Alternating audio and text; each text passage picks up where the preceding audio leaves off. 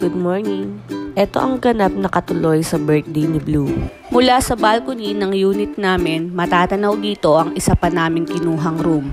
Yan naman ang tower ng Bali. Ayan si kapatid. Yan ang maliit nilang balcony. Magkatabi lang ang building ng Monaco at Bali. Ngayon pa lang talaga ang totoong birthday ni Blue, May 30. Ginanap lang namin kagabi May 29 dahil ngayong umaga, swimming naman ang gagawin namin. Kaya pagkagising naming lahat, kinaumagahan, agad nang nag-prepare si mama ng breakfast namin.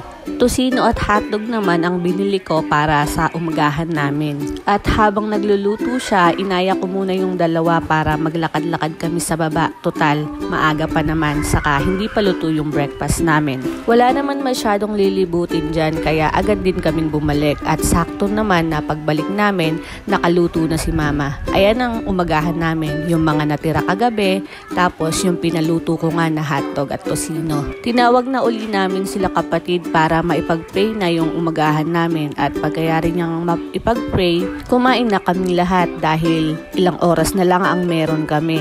Kulang na kami sa oras. At pagkayari namin kumain, agad na kaming nagbihes ng pang-swimming. At dumiretso na kami sa clubhouse para magpa-register. Dito naman kayo unang pupunta pagka kayo ay mag-swimming. Tapos pagkayari dito, saka pa lang kayo pupunta dun sa maliit nilang booth para magbayad kayo. May proper attire at hindi allowed ang basta-basta panligo lang pagka magsuswimming kayo. Tapos, libre din ang mga batang 3 feet below. Kaya lang, nung sinukat namin si Blue at Prayel, lumampas na sila. Pero buti na lang, mabait yung si ma'am na nasa ticketing booth. Kaya pinalampas niya yung dalawa, kaya naging libre din sila. Separate nga pala ang payment dito sa kanilang pool area. Hindi kasama sa binayaran yung kwarto. At cash payment lang ang accepted sa kanila. 200 per head per ship ang entrance sa kanilang pool. Medyo nakakalito ba? Ganito kasi yun. Yung pool kasi nila merong oras. Ang unang ship, 7 a.m. to 12 p.m. So, makakaligo ka lang simula alas 7 ng umaga hanggang alas 12 ng tanghali. Unang ship yon. Kung gusto mo ulit maligo, mamayang 2 p.m. naman ang opening hanggang 7 p.m. Another 200 ulit yon. Kaya kung gusto mong kumpletuhin ang buong araw na paglangoy sa kanilang pool area, mag-ready ka ng 400 pesos mo para sa dalawang ship. At ito nga pala ang pinaka-importante sa lahat na tatandaan nyo kung ang gusto nyo rin ay ma-enjoy ang kanilang man-made beach at ang kanilang wave pool. Wag na wag kayong pupunta dito sa araw ng Martes dahil naka-close ang kanilang pool at beach for proper maintenance every Tuesday. Kaya kung tatapat ng Tuesday ang araw ng gusto nyong i-celebrate, i-advance or i-late celebration nyo na lang para hindi kayo manghinayang sa pagpunta. Nakaka-enjoy maligo yan sa wave pool nila.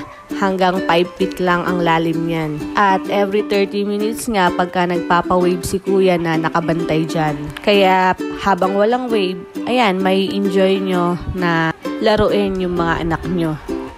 8 a.m. na nung nag-start kaming mag-swimming.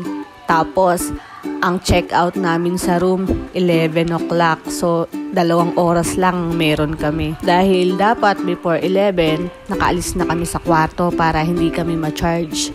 At 30 pesos per 5 minutes nga pala ang bayad kapag ka mag-e-extend pa kayo ng ilang minuto sa unit na kinuha nyo. Hindi ko lang pala sure kung pare-pareho yung mga unit owner ng charge sa pag-e-extend ng time. Dun kasi kay Ma'am Julie, ganun yung nasa rules niya.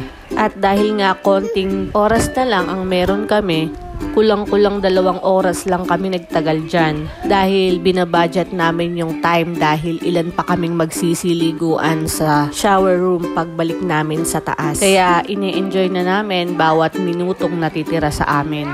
Pero sayang nga dahil nung tumaas na kami at nakabalik na kami, saka ko lang nakita yung chat ni ma'am na in-extend niya pala kami. Dahil late nga yung pag-check-in namin nung unang araw na dumating kami dyan. Kung maaga ko lang sanang nabasa yon, mas nagtagal pa kami dyan. Kasi nung inaawat ko na sila Gray na tama na at magbibihis na kami, ayaw pang paawat. Naubos kasi yung pang mobile data ko kaya hindi ko na-check yung messenger ko. Kaya pagbalik namin sa kwarto nung nakakonect na uli ako sa wifi ni ma'am, dun ko na lang nabasa. Ang sarap din ma-experience ng mga ganitong lakad paminsan-minsan. Kahit sa tingin ng iba, pasosyal at kayabangan lang daw.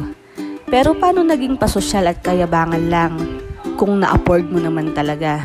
Yun ba talaga ang dahilan o meron pang iba?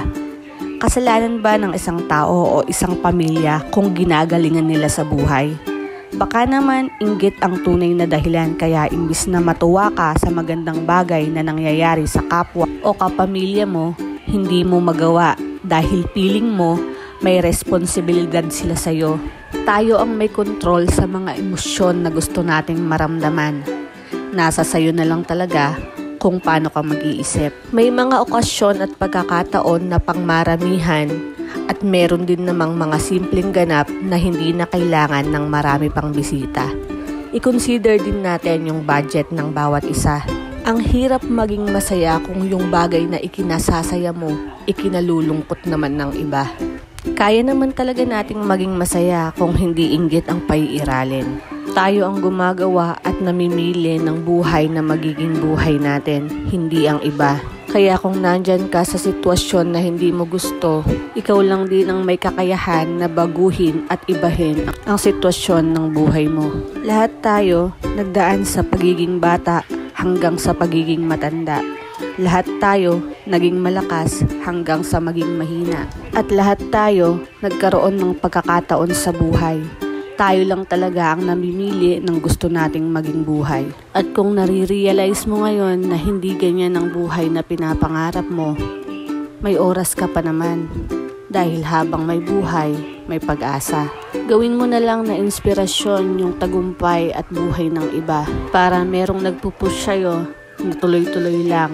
At kami bilang mga anak, isa na ito sa way namin ng pagbawi sa mga tulong at pagmamahal na ibinigay sa amin ng mga magulang namin.